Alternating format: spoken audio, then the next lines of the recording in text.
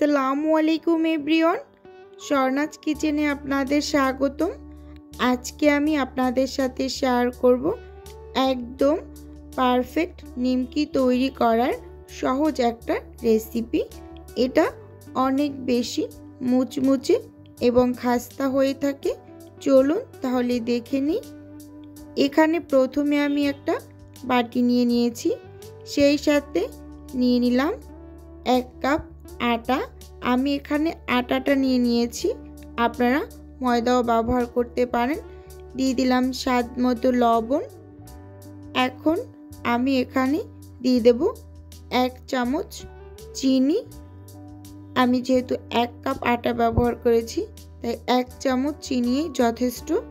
দিয়ে দিলাম 1 টেবিল চামচ কালো জিরে। দিয়ে চামচ দিয়ে খুব ভালোভাবে এটাকে নেড়ে চেড়ে মিশিয়ে নেব। এখানে আমি ময়াম দেওয়ার জন্য তেলটাকে গরম করে ময়াম দেব, সেজন্য আমি একটা চামচে করে 1 চামচ তেল গরম করে নিয়েছি আগে থেকে। এখন দিয়ে দিলাম। তেলটাকে মোটামুটি খুব ভালোভাবেই গরম করে এভাবে করে দিয়ে দিবেন। স্ক্রিনে দেখেই বুঝতে পাচ্ছেন। এখন একটু নেড়ে চেড়ে মিশিয়ে নিলাম। একটা হ্যান্ড উইক্স দিয়ে ভালোভাবে একটু নেড়ে নেব যতক্ষণ না পর্যন্ত ভালোভাবে আটাটা ঠান্ডা হচ্ছে, ততক্ষণ হাত লাগাবো না। তাই একটু চেক করে দেখে নিলাম। এখন হাত দিয়ে খুব ভালোভাবে এটাকে ঘষে ঘষে ময়াম দিয়ে নেব। এই কাজটা অবশ্যই ধৈর্য সহকারে সময় নিয়ে করবেন। ময়াম দেওয়াটা যত বেশি ভালো হবে, নিমকিগুলো খুব মুচমুচে এবং খাস্তা হয়ে থাকে। এটা ময়াম দেওয়ার উপর অনেকটা ডিপেন্ড করে। এখন ভালোভাবে ময়াম দেওয়া হয়ে গিয়েছে। যখন মুট করলে একদম দলা পেকে যাবে, তখন বুঝতে হবে এই যে পারফেক্টলি ময়াম দেওয়া হয়েছে। এখন মেজারমেন্ট কাপের 1 কাপ পানি নিয়ে নিয়েছি। এখন অল্প অল্প করে পানি অ্যাড করে আমি একটা সফট ডো তৈরি করে নেব। একসাথে পানি দিতে যাবেন না, তাহলে পানিটা পরিমাপ করা যায় না, তখন ডোটা অনেকটা নরম হয়ে যায়। আমি এখানে ডোটা অল্প অল্প পানি অ্যাড করে তৈরি করে নিয়েছি একদম ভালোভাবে।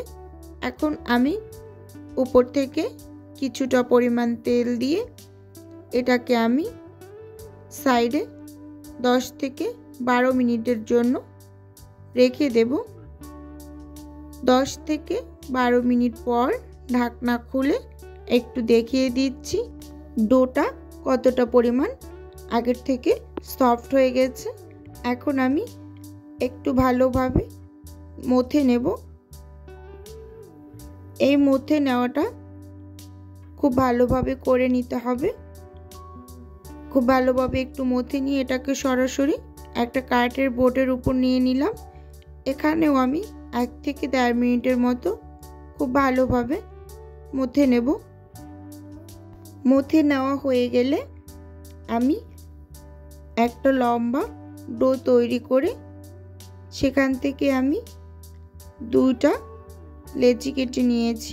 যেহেতু আমার 1 কাপ আটা ছিল, সেজন্য আমি বড় সাইজের 2টা লেচি কেটে নিয়েছি। এখন একটা লেচি সাইডে ঢাকনা দিয়ে ঢেকে আর একটা দিয়ে আমি একটা রুটি তৈরি করে নেব বড় সাইজের। রুটিটা অনেক বেশি পাতলাও হবে না, আবার অনেক বেশি মোটাও হবে না। আমি রুটিটা তৈরি করে এটার পুরুত্বটা একটু দেখিয়ে দিচ্ছি আসলে এটার পুরুত্বটা কেমন হবে। একটা রুটি তৈরি করে নিলাম বড় সাইজের। এখন আমি একটা চাকুর সাহায্যে নিমকি শেপে এটাকে কেটে নেব। স্ক্রিনে দেখেই বুঝতে পাচ্ছেন আমি এই কাজটা কিভাবে করছি। এটা আসলে বলে বোঝানোর কিছু নেই। এভাবে লম্বা লম্বা করে প্রথমে কেটে নিলাম। এখন আমি এটাকে একটা একটা করে আলাদা করে নেব, কারণ আমার কাঠের বোর্ডটা অনেকটা ছোট, তাই একদম উপর থেকে পুরাপুরি সরাসরি কেটে নিতে পারতেছি না, তাই একটা একটা করে এরকম আলাদা আলাদা করে এগুলোকে নিমকি শেপ দিয়ে তৈরি করে নেব। এক এক করে সবগুলো আমি তৈরি করে নিয়েছি। এখন আমি সরাসরি ভেজে নেব এগুলোকে। চুলোতে আগে থেকেই প্যানে তেল গরম বসিয়ে রেখেছি। এখন দিয়ে দিলাম, একসাথে দিয়ে একটা চামচ দিয়ে এগুলোকে ভালোভাবে নেড়ে চেড়ে এভাবে আলাদা আলাদা করে নিচ্ছি। এটা একসাথে যখন রেখে দেওয়া হবে বোঝা যাবে এটা দলা পেকে যাচ্ছে বা লেগে যাচ্ছে একটার সাথে একটা। ভয়ের কোনো কারণ নেই। গরম তেলের ভিতর দেওয়ার সঙ্গে সঙ্গে এগুলো আলাদা হয়ে যায়।